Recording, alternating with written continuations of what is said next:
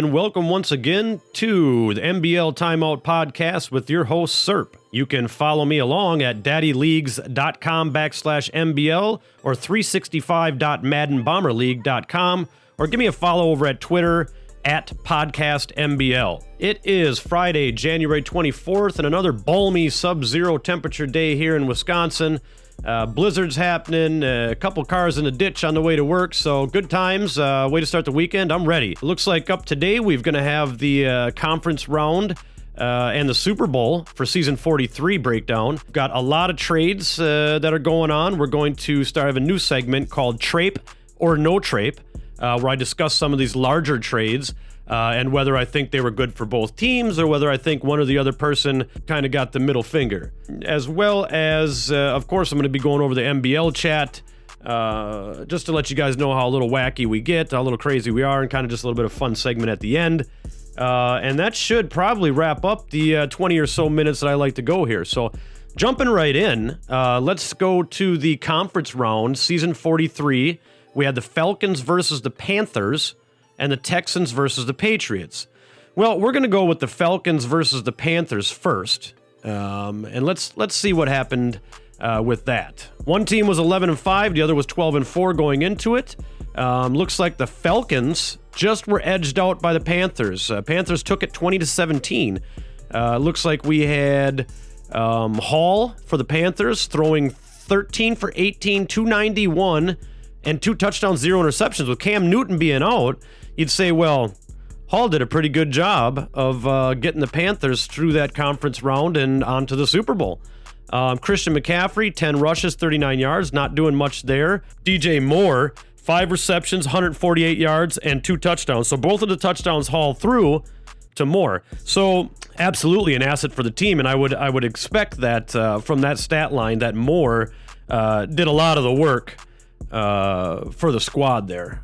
He put a lot of the team on his back in order to help Hall out and edge them out, giving them the win. On the other hand, we had Goodwin for the Falcons, 3 receptions, 46 yards. Ito Smith, 7 rushes, 30 yards, 1 touchdown. Not really. It looks like the Carolina Panthers, I mean, from the stat line anyway, would show that they, weren't in control of the game, but they were in control of the game.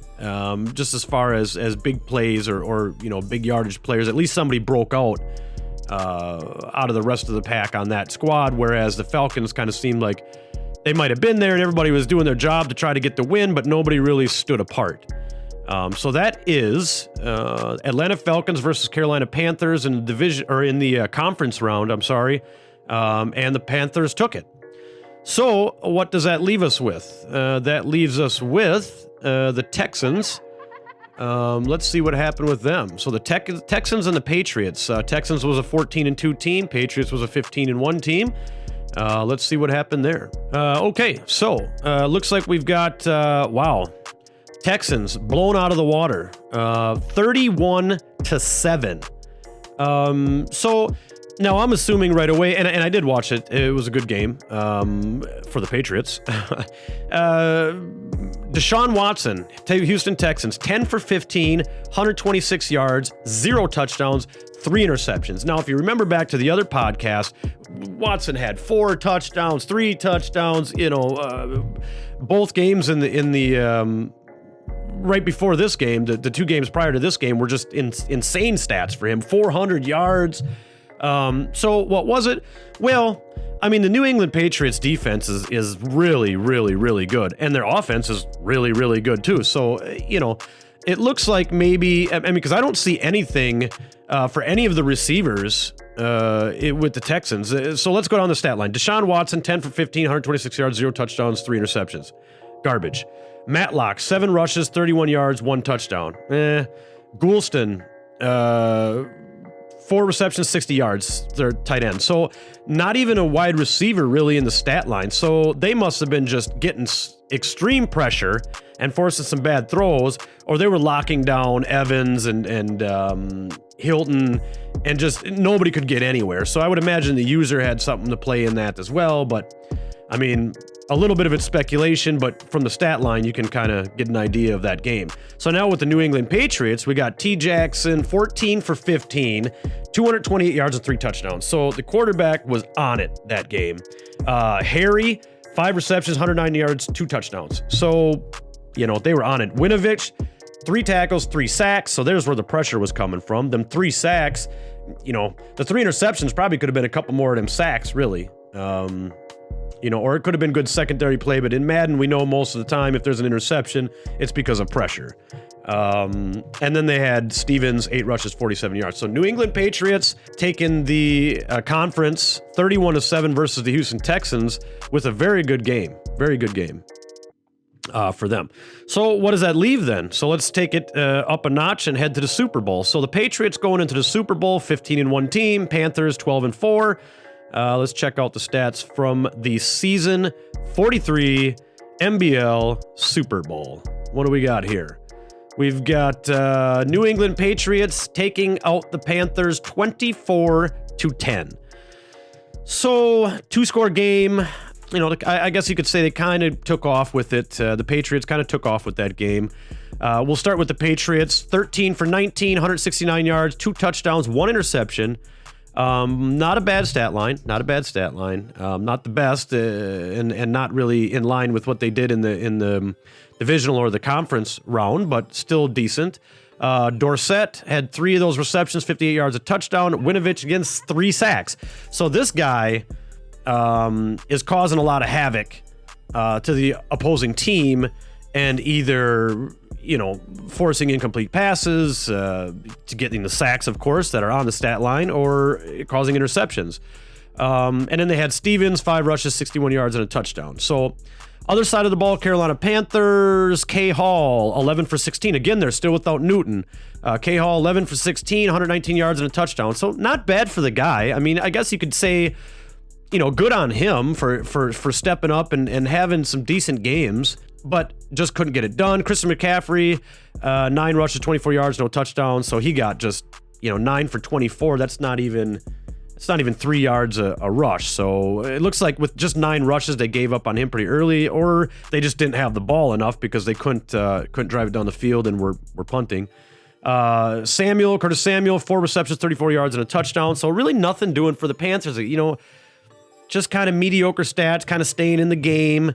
But without Newton and you know, the threat of the quarterback kind of breaking out of the pocket, or, you know, his accuracy and arm, you know, just wasn't going to happen. It wasn't in the cards for them. So congratulations, New England Patriots and owner Motor. Good job. I think that's his 2nd Super Bowl. If I'm wrong, somebody could put it in the comments and tell me I'm a dummy. But in any event, season 43 MBL Super Bowl winner, owner Motor with the New England Patriots. Good job. Good job. So that is the conference and the Super Bowl for season 43. So I'm going to jump in before anything, just because I have it up here and it's kind of interesting to me. We're going to jump into some of these trades. And now, right now, again, just a reminder, we are in round 2 of free agency. So a lot of the offseason trades have already went down, you know, either during the re-signing period or free agency 1, which was yesterday. A lot of these trades went down. Some of them just recently too. So the first one that's on my board here is would be the Giants and the Jags. All right. So the Giants give the Jags their 1st, their 2nd, and their 4th round pick for the Jags quarterback Norman Finnegan. All right. Well, who's Norman Finnegan? Let's take a look here. So 26 years old, star development, 3 years experience already in the league.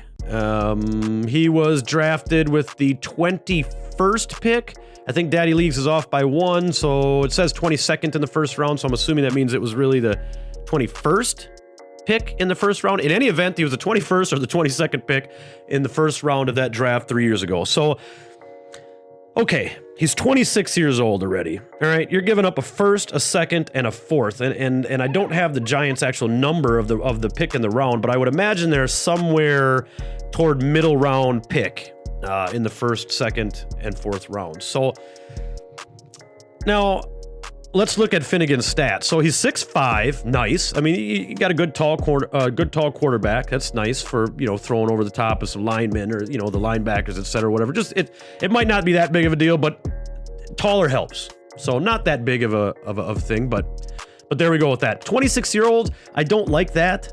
I mean, and he's in the last year of his contract. So you got a nice salary of $3 million that you get. But, you know, he's going to want quarterbacks in Madden want money. They want lots of money. I couldn't imagine him wanting less than, like, you know, 12, 13 something million dollars a year. I don't even know.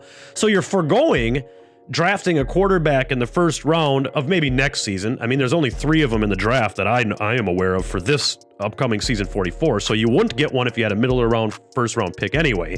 I get that.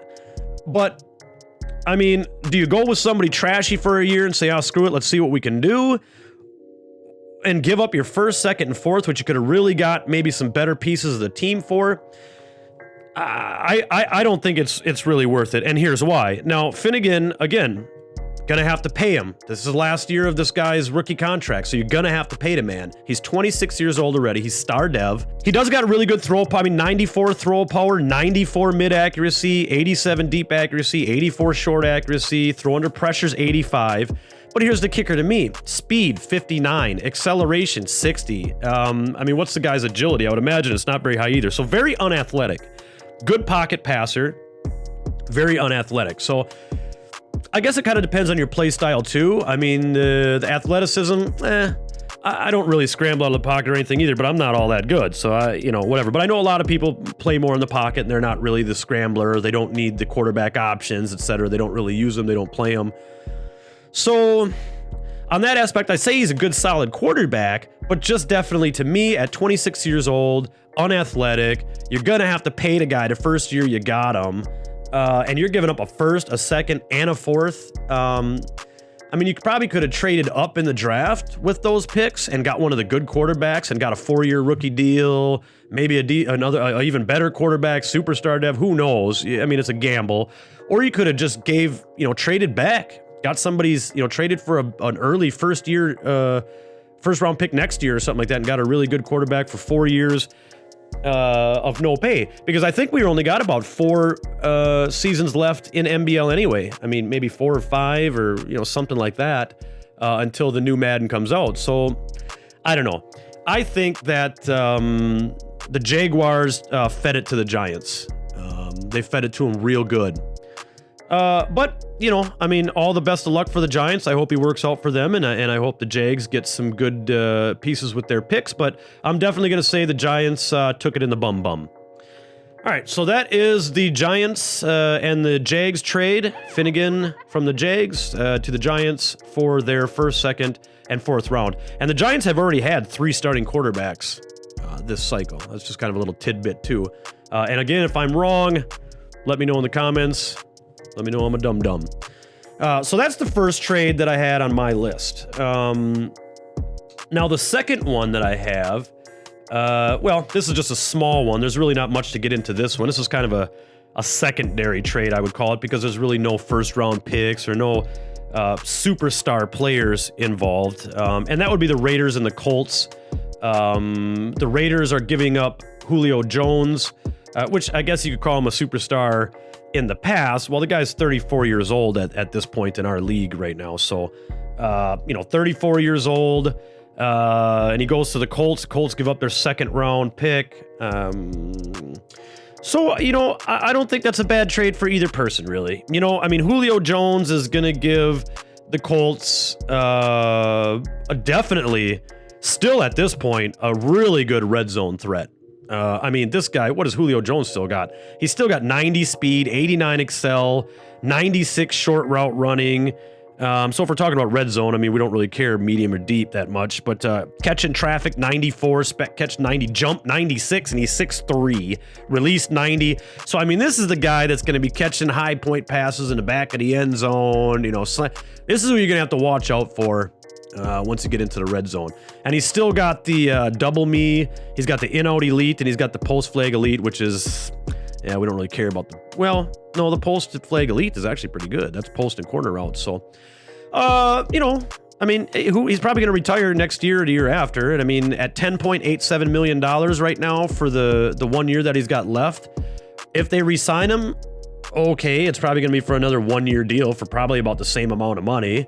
10 million isn't bad for Julio Jones. I mean, if he can get you a crap load of touchdowns, or if he can make if he can up your red zone offense, all the more power to you. So that's the Raiders and the Colts. I don't really think anybody got traped on that one. I think that's just kind of a, it's a cool deal.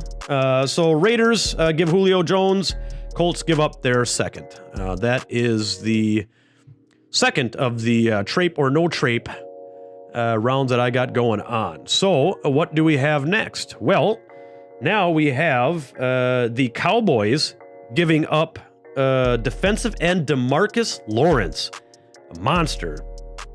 Okay, I think he's 30. Let's see, how old is this guy? 34. Oh no, DeMarcus Lawrence. I'm sorry, he's only 31 right now. So I must be thinking about maybe the defensive tackle that they gave up, or I'm not sure.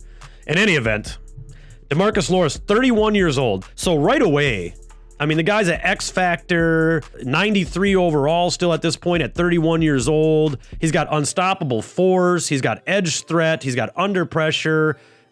He had 19 sacks in season 22, in season 43 last season. 19 sacks, 2 forced fumbles. So just a freaking monster. All right. And he traded, and the Cowboys traded him. 31 years old, X Factor. He's absolutely got, if you figure this year 31, next year 32, 33. I mean, I would sign a guy to a 4-year contract. 31, 32, 33, 34. He's going to be good until then. I mean, 91 block shed, 97 finesse moves, 81 speed still. I mean, 88 strength, 83 agility. I mean, the guy's insane. Yes, he's costing $26 million. Absolutely worth it. $26 million, I don't care. At 19 sacks a season, and possibly, I mean, he's had 20, he's had 28 before in prior seasons. So yeah. If you're going to get that many sacks and you're going to get some forced fumbles, you're going to shed some blocks, you're going to get some tackles, 27 tackles, I'm paying you $26 million. I don't care. And you got that X Factor. So I expect him to hook the Bengals up. So that's all the Cowboys gave. Cowboys gave DeMarcus Lawrence. Great player. Now, what do the Bengals give? The Bengals gave their defensive tackle, Dexter Lawrence, and a first and second round pick in this upcoming draft. So, I mean, their pick, I think, would be middle of the round too. I mean, they were kind of head-to-head for a division lead for a while, so they got to be close to 50%. I don't have that on me, but I know they'd be a mid, they're not an early pick, that's for sure.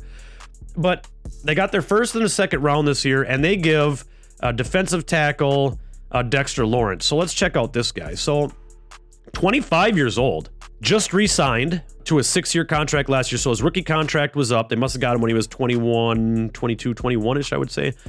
84 overall, star dev, 25 years old.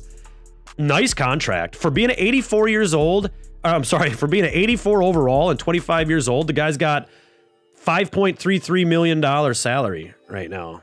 And he's got 5 years left of that good. Now, it probably goes up a little bit, obviously, but I wouldn't imagine it goes up to maybe 6 or 7 or so towards the end. 95 strength, real good. 89 tackle, 84 block shed, a little lower. I mean, this is a defensive tackle we're talking about. I mean, that's up closer to the 90s would be really nice. 78 power moves, 60 finesse moves, 71 speed, 69 agility. Well, in any event, I mean, he's a solid guy, I mean, and he's really young. I mean, he's 25 years old. You've got him for 5 years on a pretty good, I would actually say a really good contract for a star dev, 84 overall.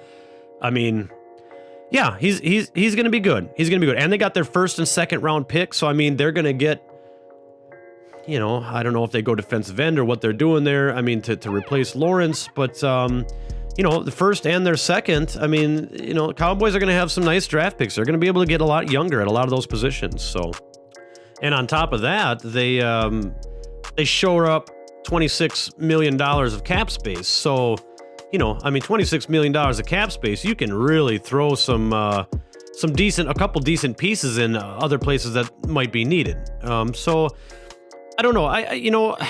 I'd like to say that the Bengals still got kind of the better deal out of it, because I mean, where are you going to find another DeMarcus Lawrence? I mean, I don't think you're going to find another one. I don't even think you're going to find, even if you find a really, really good defensive end in the draft, I mean, are you going to have enough time with 4 seasons left to develop them to even close to that potential? So I don't know. I guess it depends on what the Cowboys' needs were. So I can't really say that either one kind of got traped on it, because it seems like a pretty good trade for both. But I would still say that the Bengals came out a little bit with DeMarcus Lawrence, because in this game, especially in Madden 20, I mean, pressure is everything. So, I mean, if the Cowboys are going to use some of that money, that $26 million to, put maybe some younger people that are, can get just as much pressure or are a little more athletic or whatever it may be at those certain positions, or maybe shore up some other positions that are needed, I guess that's good. But I still think Bengals came away just a smidge ahead, because I don't think you're going to find another DeMarcus Lawrence this cycle. Okay, so at this point, it looks like we really only got one trape going on, and it looks like that was the Jags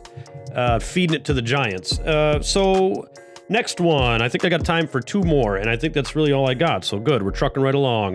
We got the Browns send wide receiver Odell Beckham Jr. and their 2024, which would be this next season 5th round pick, for wide receiver Chris Godwin and to the Bucks, for Chris Godwin and the Bucks 1st round picks in 2023 this season, so season 44, and their 1st round in season 45. So, wow. Okay, so the Browns send Odell Beckham and their 5th round pick next season for the Bucks 1st round pick this season and 1st round pick next season. So 2 firsts and Godwin for Odell Beckham, essentially. I don't know the 5th round, what they did that for. I guess a pick is a pick, but I mean, after the 3rd or 4th round, they're just kind of nonsense after that to me. So essentially, Odell Beckham for Godwin and a 1st this year and a 1st next year. Ah, boy, let's get into that one. So let's take a look at Beckham. So right off the bat, $15 million salary. Well, how old is he? Well, he's only 30. I mean, he's only 30. He's a 98 overall, X Factor, 94 speed, 94 excel, 96 like in all of his route running, 90. Everything is freaking almost 99 on this guy. And he's got rack 'em up. He's got jukebox. That's awesome. He's got grab and go. So amazing wide receiver still. No question about that. He's making $15 million this year. That's not bad. I mean, that's not bad. I mean, if you franchise tag the wide receiver right now, I guess I don't even know what it would be, but I'm assuming it's going to be like 17 or 18 or, I mean, I don't know. I think $15 million for an Odell Beckham is okay. I mean, it's his last year in it. I don't know if you're going to get him for any less. I don't know if you're going to be able to re-sign him for, 31, 32, 33, 34, probably another 4-year contract. I mean, 3-4-year contract. Probably around the same amount, I would imagine. But I mean, the guy's amazing. I mean, 5'11", but 97 jump. I mean, it's one of the best, if not the best, wide receivers in the league right now. Granted, he wasn't doing all that well with the Browns. I mean, he got 1,000. You just broke 1,000 yards last season, 6 touchdowns. That's really low, for someone of his caliber. And then before that, he had 600 yards and a touchdown, 900 yards and 4 touchdowns. So he was being absolutely underutilized for the Browns. So should the Browns have traded him? I guess so. I mean, if you're paying somebody $15 million and he's this high of statistics, as far as not statistics, but attributes, if he's this high in all of his attributes and you're only getting 600 yards, maybe squeaking out 1,000 yards and 6 touchdowns, I mean, what's the point of paying him $15 million? I mean, that'd be like me having him. What am I going to do with him? I mean, he's a 98 overall. He's great. Well, I can't play. So what? Why am I going to pay $15 million to somebody that I could do the same with a 62? I could screw up just as much with a 62 overall, So, I can see why they did it, and they've got some good picks from the Bucks.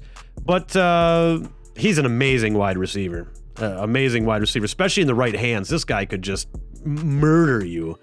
And you always got to double team him. You always got to be aware of him with the user. So if you got anyone else on your team that's decent as far as a wide receiver, it just opens up a whole can of worms because you don't know who the hell to guard now. And if you double Odell, which you're going to do all game, then your wide receiver 2 is going to be open all freaking game, or the tight end or whatever. So Odell Beckham, amazing. Now Chris Godwin, all right, 27 years old. 6.69 salary, 6.69 million, 3 years left of that. So 86 overall, star dev, 27 years old. I don't see it. I don't see him really sticking around very long. I mean, he's 27 already. That's the contract is 3 years. That's going to take him 27, 28, 29, and then you're going to have to decide whether you want to keep him into his 30s. So I mean, you could probably get him up to a close to a 90 or so by then, and then he's going to fall. I mean, 91 speed, 92 excel, 85 short, 92 mid, 88 spec, 88 catching traffic, 88 jump. He's 6'1". He's definitely a good wide receiver. I mean, definitely a good wide receiver, and his salary and his contract isn't really all that bad. So, you know, I mean, if you needed somebody to plug into that spot because Odell's going, cool. I don't know. I'm going to have to say this is a pretty close trade because, I mean, they're giving up their first this year, their first next year, and they're getting Godwin. So that kind of cancels out one of the, you know, oh, man. 2 first rounds for Odell. Yeah, I could see it. I mean, it depends. I'd want to see now more towards the end of the season or towards mid-season just to see what he does. I'd like to check his stats, you know, probably on one of these podcasts, maybe a couple weeks down the road when we get halfway into season 44. I'd come back to this. I'm gonna even make some notes myself just to kind of keep an eye on him. So I don't think that's really a bad trade. I mean, I don't think that's a bad trade at all. Given ready your first round picks for 2 years, I mean, is always kind of a thing because you never know. I mean, if the wide receiver class is really, really, really good, I mean, you could draft somebody really nice, but there's no way you're gonna. Again, there's 4 years left in the cycle, most likely until the next Madden.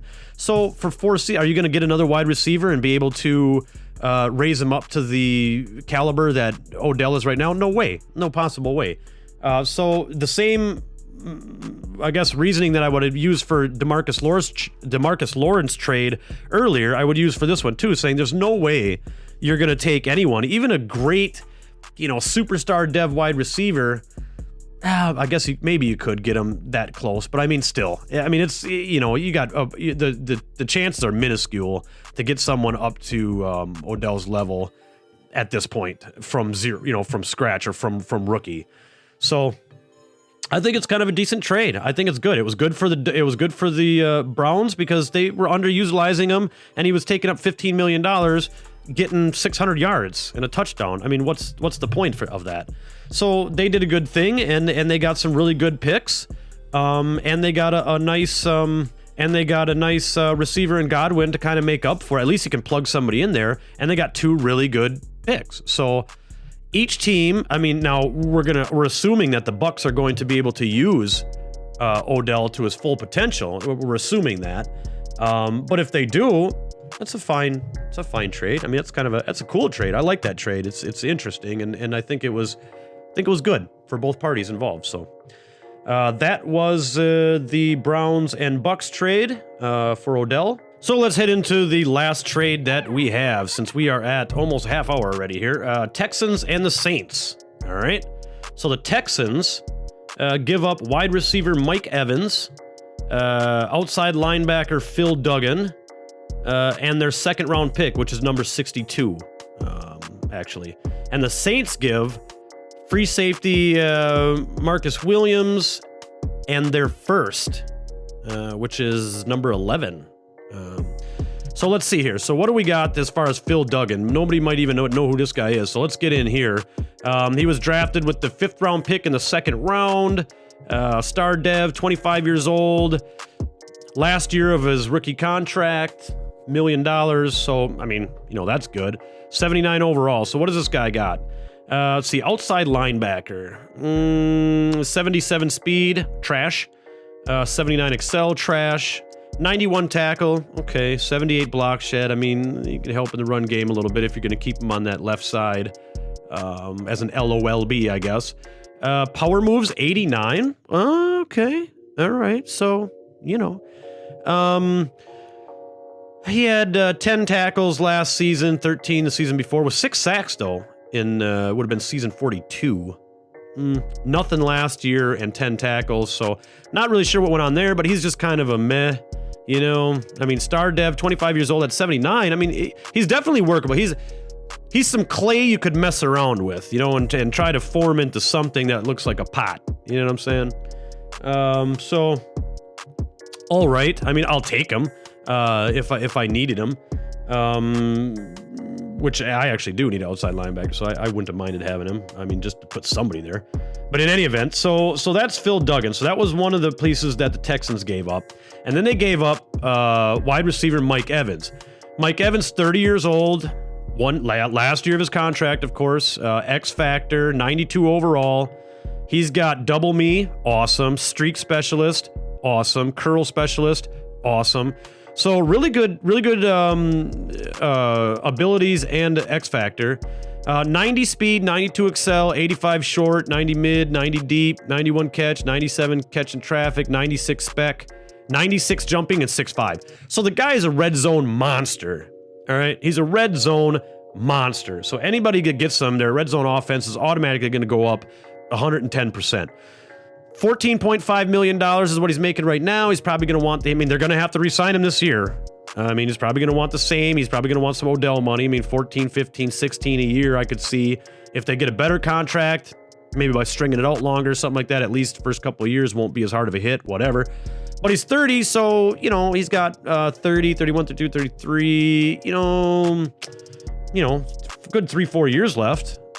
He's going to regress a bit, but being an X Factor, probably not a lot. I mean, I think you lose your X Factor. It drops off if you go below 90, right? I don't know. Somebody put that in the comments too. If I don't know what I'm talking about, let me know or keep it to yourself, whatever. So Mike Evans, we're talking Odell, Mike Evans. I think Odell's obviously better, but you know, we're up there towards the same caliber player there. So Mike Evans, great wide receiver. 96 jump, 6'5". I mean, this guy's catching again in the back of the end zone. The guy's killing you in the red zone. So, you know, that's good. So now what did... now the Saints give up Marcus Williams, free safety Marcus Williams. 26 years old, star dev, 90 overall, 3 years left of a pretty decent contract for a safety. I mean, $5 million, 4.9, $5 million really. 3 years left of that, so that's great. So when they'll probably get rid of him after that. I would imagine they're not going to. They don't really keep people. I don't think the Texans are going to keep anybody over 30, 31, 32 years old unless he's doing really good. I mean, 90 speed, 92 excel, 86 zone. I mean, that's all you really need for the safety. So, I mean, 7 interceptions last season. I mean, he put in some work. Good, solid player. So they get rid of Williams, but they get the Saints first, okay? So they get this great safety, and they get a first-round pick for, let's say, Mike Evans, right? Because who cares about Phil Duggan? What is this guy worth? And their second, which is number 62, which is like pretty much the bottom of the second bit. There's not going to be many people left. So really, it's Marcus Williams and a first for Mike Evans. I guess it depends on the Saints' play. I mean, you know, are the Saints, are they going to be able to utilize Mike Evans to his capacity? Are they going to be able to, you know, fire on him and up their game in the red zone and take them to the playoffs? And I would like to come back and look at this one too to see where Mike Evans is at, the same as I'd like to see where Odell is at, maybe mid-year of season 44, mid-season. But I don't know. I'm still thinking getting Marcus Williams, great free safety, and their first, which is almost top 10. I mean, they're number 11 for Mike Evans. I think the Texans might have, you know, kind of donkey punched the Saints just a little bit, not a full punch, or maybe not even donkey punch, but like a mule, or some kind of cross between like a horse and another smaller animal. I mean, but not too bad. So they give it to him ever so gently. So not a bad trade though in the end. So that is the final trade that I have to talk about with Trape and No-Trape. So really, there's really only kind of one Trapey Trape with the Jags and the Giants, and the Texans kind of, fed it to the Saints gently. So not bad. That's my segment for Trape or No-Trape. And I just also wanted to mention that the Lions were trying to trade Trey Flowers to anyone they could. And the guy's salary, I think he had him on a contract of about $24 million or something this guy was making. He got no sacks, or maybe one. I think one sack in season 43, and he was making $24-ish million. So just wanted to throw that in there, a little tidbit of the nonsense going on with Trey Flowers. So what do we got in MBL chat really quick, since we're running out of time? We're actually over time for me, I think, but we've got Z's thinking his defense might be in a little bit bad shape this year. Okay, well, they're saying that's okay because Brad's offense is garbage. So, okay, well, we got something going on there. So, looks like Chick-fil-A chicken nugs are what's for breakfast. I kind of like that. A lot of slander going on as far as free agency bids and people jumping and sniping other people's bids, etc. I know I went up over taught. What was it, 83 or 93 to 103 on that lineman, which I lost anyway, but I'm happy you paid more, so there's that. Everybody's sort of kind of a poll. How would you rate Brad as a trade partner? So I guess OSU said it's all right, but looks like we've got a lot of thumbs down on that one too. So it looks like Brad's kind of taking some of the blunt of everything here is kind of the norm. Everybody kind of takes a dump on Brad. But a lot of stuff going on with free agency, and I can't wait to next time I talk at you. There's going to be a lot of free agency signings. There's going to be the draft, and God, I think we'll already be into the preseason possibly. So this has been Serp with MBL Timeout Podcast. And I'll talk at you later.